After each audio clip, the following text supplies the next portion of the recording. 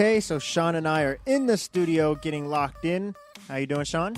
I'm doing well. How are you doing tonight? I'm doing great. Dave is not in the studio tonight. It's a sad night. I know, it's weird. Yeah, it's definitely weird without Dave. But he said, look, we have Frank Shamrock calling in. This is a must-do, or however you want to word it. It's a must-take phone call. So he said the show must go on. So I was like, okay. So yeah, I got some pretty shoes to fill. Yeah, so guys, we have UFC legend, first ever UFC middleweight champion, Frank Shamrock, calling in the studio to get locked in. So hope you guys enjoy. And like always, stay locked in.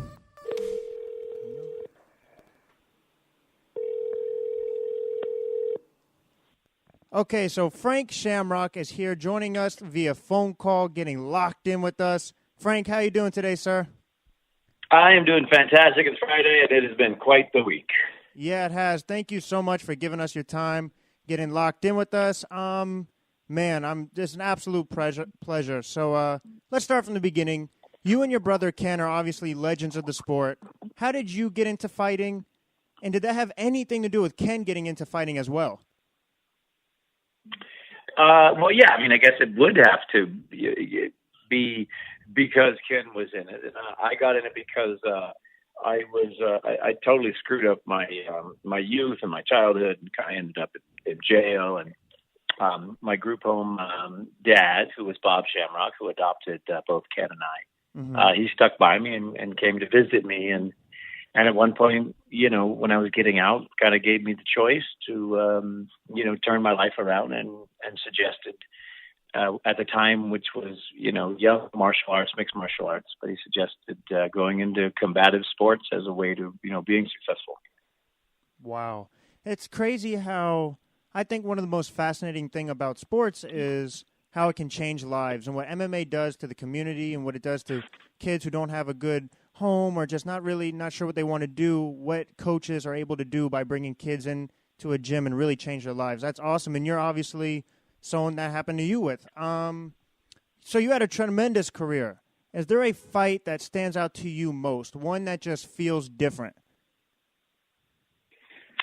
Well, I had a couple. My first UFC fight was with Kevin Jackson, the undefeated 92 Olympic gold medalist in freestyle wrestling. And that sticks out because I was so deep into training and meditation and studying, and I could see all these holes between the styles of the arts and how things weren't connected. And so I would tell everybody that, and they'd kind of think I was crazy.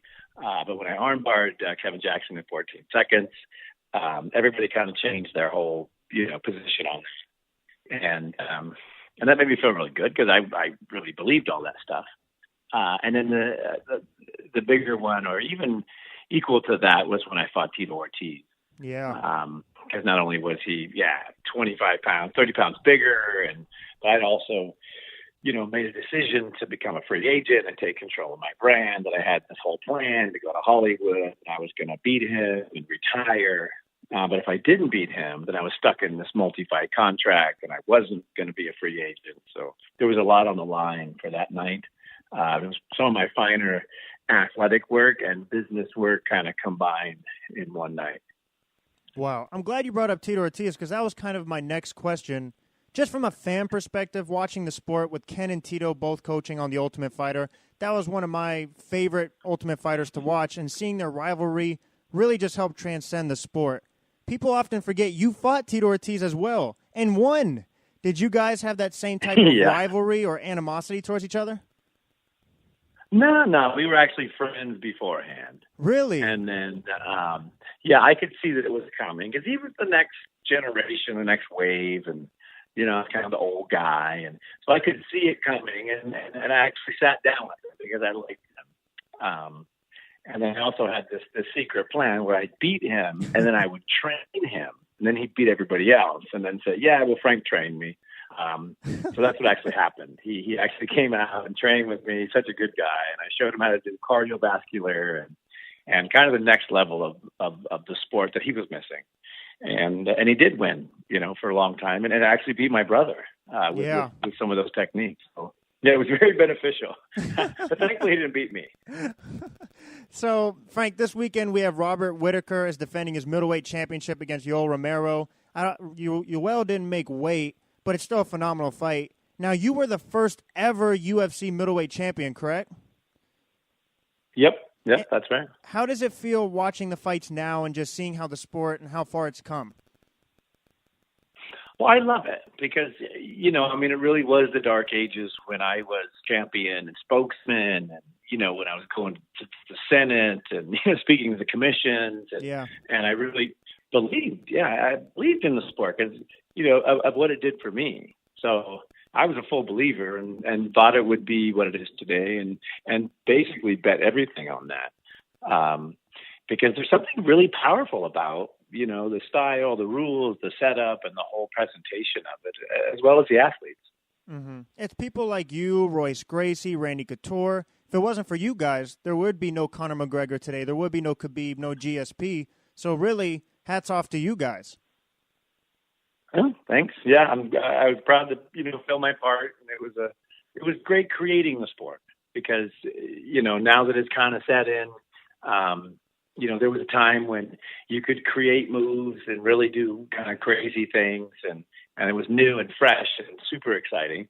But I'm glad this evolved into more of, rules, weight classes, title shots. I think that's essential for making this thing, a long-term sport that everyone likes. Certainly. Again, Frank Shamrock joining us, UFC legend. Okay, so we're talking about the sport, the MMA game. Do you like the overall direction it's headed in? As far as like the super fights, are you a fan of those? I like the super fights. I like the championships. The unique thing about this sport is very much talent driven, more so than technique or even success driven. It's very much talent driven. So if you have talent, if you can fight, if you can sell, if you can promote, if you can entertain, there's a lot of value in them. And that's the cool thing about the sport. You can really put a lot of value in if you're willing to perform, and you can kick butt. Yeah, for sure. And you're talking about leaving your impact on the game today. Do you do any coaching with kids today and just helping develop the youth? I don't in the mixed martial arts, but I use the martial arts principles in all of my mentoring and all of my youth teaching, and even in my executive coaching and all of that. Still the same principles that we used for to become champions. Gotcha. That's awesome. I have a couple more for you here. So there was a story out saying that the UFC was considering or they were trying to get a tournament-like format between Conor McGregor and Khabib, George St. Pierre versus Nate Diaz. I personally think it would be extremely interesting and fascinating to watch. How do you feel on that? Because I know you definitely have history with the Diaz brothers. Oh, yeah. Well, it would definitely be fascinating because, there's a lot of different styles there and a lot of different strengths there. And in the tournament game, anybody can win the tournament game. It's kind of a roll of the dice. So yeah, I would 100% be in that. I wouldn't want to, enter that. Not with those guys and at my age. Oh, heck no. But I love the idea. I would totally watch it. Yeah, that's something that Bellator does really well. You look at the heavyweight Grand Prix. The UFC really has kind of drifted away from the tournament style, so it definitely would be interesting to watch for sure. Yeah, and I think it gives the viewer a lot in the tournament. You see a lot, and I think that's a good takeaway from the entertainment side. Yeah, for sure. And we mentioned Conor McGregor. Do you think he comes back? Like, if you see him coming back, do you see him fighting Khabib? There's rumors that he wanted to fight the winner of RDA in Covington for the welterweight strap, be the first 3-time world champion. Do you see him coming back? I don't see him coming back. Really? I don't. Yeah, I don't think it's. Yeah, I don't. They never come back when they make that much money, unless you're Mayweather and you're kind of leading the whole thing. Yeah. But you never know. I mean, I hope he comes back. But yeah, I mean, history says he won't be back. He'll move on to the next thing, which is Hollywood or whatever. Yeah, he definitely has the personality for Hollywood. Who knows? There's rumors about Floyd coming to MMA. I really don't see that one happening, though. Yeah, I don't see that one happening. I mean, boxing is a finite, sport of infinite moves, and but MMA is very rough and very, hardcore, and I just don't see that transition happening. Yeah, it's a completely different game. So back on you, Frank. Frank Shamrock joining us here, UFC legend. What are you up to these days? I'm sure you're a real busy guy. Well, I'm very blessed. I can spend about half my time doing charity work. And that's with at-risk youth, communities. We're attacking mental health this year. That's awesome. And then we just launched the film Bipolar Rock and Roller on Showtime about Mauro Ranallo and his struggle with bipolar affective disorder, which is just super powerful. It's been wonderfully well received, especially in this, era of sadness and suicide and just all that's going on, and with that whole community. So it's been super powerful. And then, I make films and TV shows, and I try to stay busy. And I have a 10-year-old little girl, so whatever she's doing, I'm doing too, which includes hair and whatever.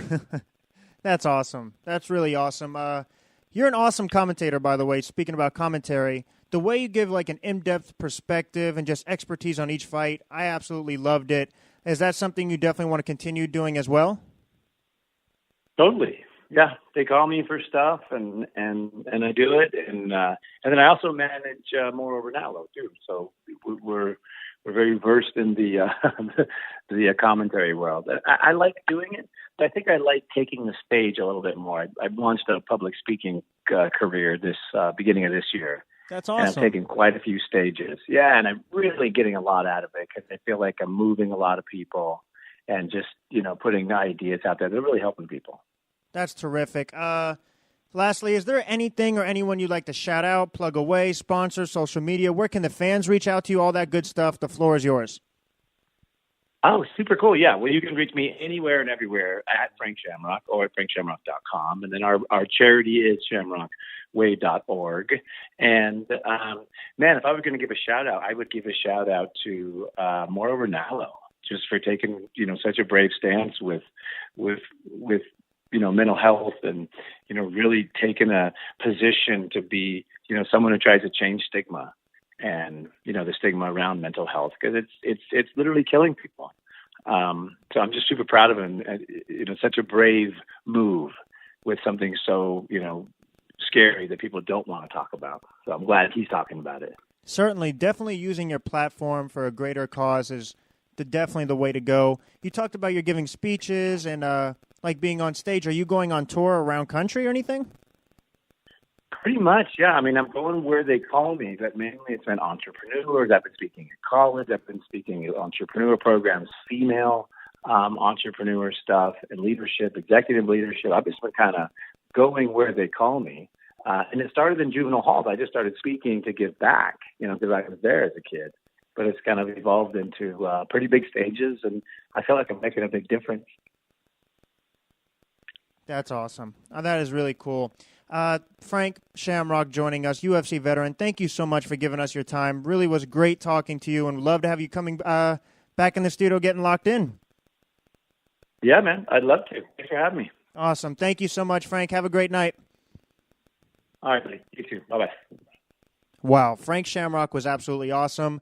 Producer Sean, thank you so much for getting in the studio tonight on late notice. Yeah, no worries. I'm glad I was here. I didn't really have much to offer him. I didn't want to, bombard him with a random person he doesn't know. But you're the real MVP. Give you some questions behind the scenes and go for it. No, yeah, he was absolutely terrific in what he's standing for, and the issues he's trying to address and help is bigger than MMA, and that was absolutely amazing to hear. I wasn't prepared for that. Yeah, I mean, again, not coming from the MMA background, I don't really know much about him until a little bit, but going through like the foster care and being adopted, like, a little personal to me, my wife deals with foster kids and foster parents all the time, so seeing that the father or the foster parent that adopted him or whatever, like, would visit him when he was in jail and do this sort of thing and be that, and then him being able to reach back out today means a lot to me, seeing how it can really help them, because he was helped by that, and being able to just kind of pay it forward, as you will, and do that for the youth now, I think it's amazing. Yeah, he was absolutely amazing. I was just blown away. I could speak to him for hours, but unfortunately,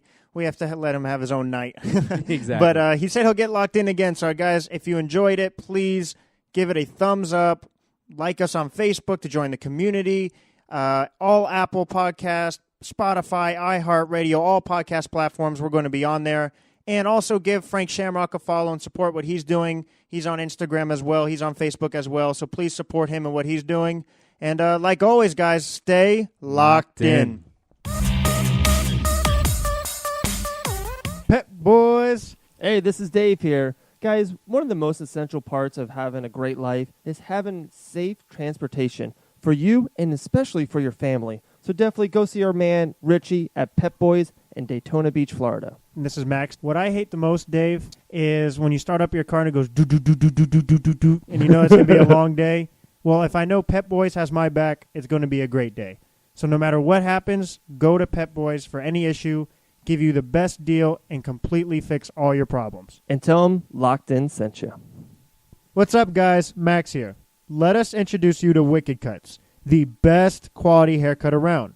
They have 2 locations, right, Dave? Yeah, bud. They got one in South Daytona and also the second, the brand new one in Port Orange, Florida. Now, here's the thing. In order to book an appointment, you can visit wickedcuts.com or download the Booksy app.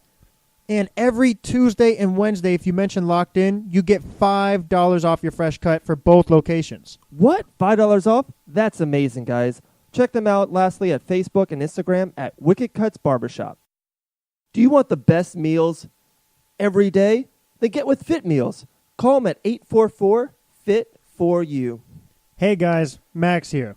What I like about Fit Meals is this.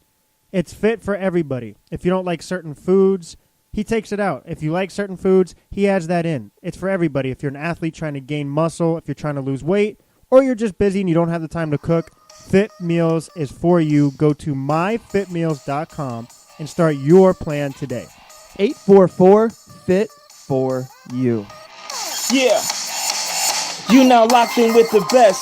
We ain't rocking with the rest. And when it's game time, we gon' put you to the test. Come the ball, we hitting it, kicking it, though. We dribbling, passing it, though. We running, no risk the ring that we flip you in. So what's the news? You want the scoop? You gotta keep it locked. To David Max podcast through your speaker box. What's poppin', my friend? You know the drop in. And the only thing left to do is keep it locked in.